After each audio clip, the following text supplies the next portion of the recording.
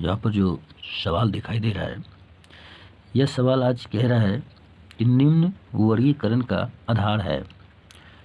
भारत के प्रथम राष्ट्रपति, गोदान के लेखक, मेरे ग्रंथालय में किताबें, नीली चीज़ें और विद्यार्थी जो कड़ी मेहनत करते हैं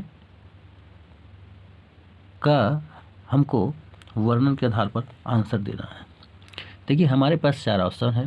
पहला है सर्वसामान्य नाम, दूसरा है व्यक्तिवाचक नाम, तीसरा है वर्णनात्मक संक्षिप्त वाक्य और चौथा है अनिश्चित वर्णन।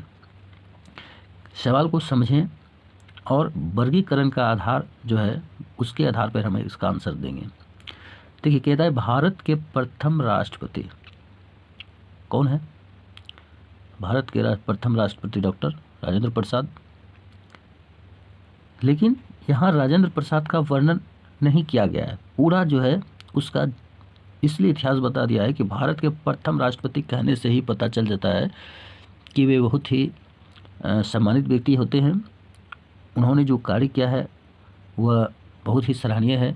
उन्होंने देश को आगे बढ़ाया है और प्रथम राष्ट्रपति होने के कारण वह बहुत ही शिक्षित, होनहार और देश को चलाने लायक रहा है। मतलब उनके अंदर बहुत सारी विशेषताएं हैं।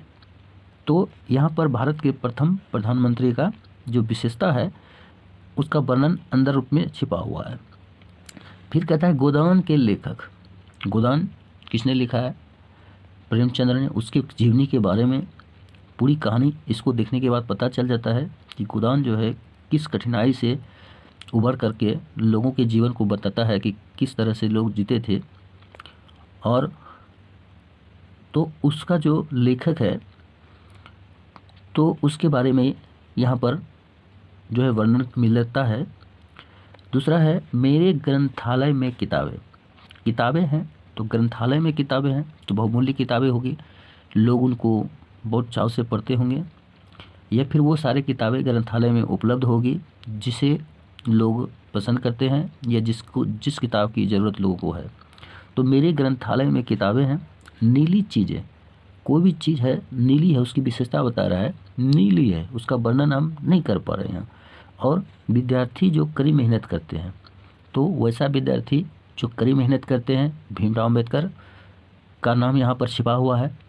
तो उसके आधार पे हम देखते हैं कि यह सर्वसामान्य नाम है।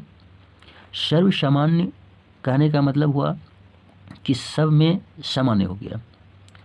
जैसे अमित, महेश, सुमेश, रुपेश, सब ये सामान्य नाम है। उनमें से सबसे ज़्यादा ये बिकने वाला नाम है, तो ये गलत हो जाएगा क्योंकि ये बिकने वाला नाम नहीं है। दूसरा है व्यक्तिवाचक नाम।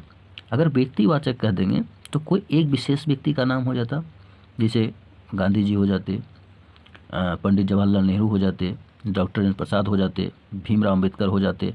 लेकिन ऐसा नहीं कर सकते क्योंकि यहाँ पर जो दिखाया गया है वह व्यक्तिगत होने के साथ उसकी विशेषता दिखाया गया है। तो ये भी गलत हो गया, ये भी नहीं होगा अंतर, ये भी नहीं होगा। दूसरा है कि वर्णनात्मक संक्षिप्त वाक्य है। हाँ, ये हो सकता है, लेकिन चौथा ऑप्शन को भी देखेंगे। पहले अनिश्चित वर्णन, तो ऐसा कुछ नहीं है, इसमें सब निश्चित है। अनिश्चित वर्णन ऐसा कुछ किया नहीं है, उन्होंने उनका संक्षिप्त लिखा है।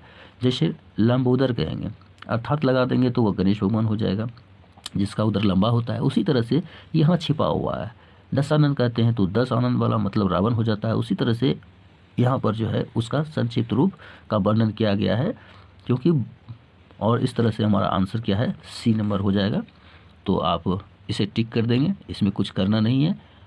और इसको समझाने के लिए मैंने ये एक छोटा सा सवाल रखा है आपके पास, आपके दिमाग को परखने के लिए, तेज करने के लिए। तो निश्चित तौर से इसे समझे होंगे। वीडियो देखने के लिए बहुत बहुत धन्यवाद।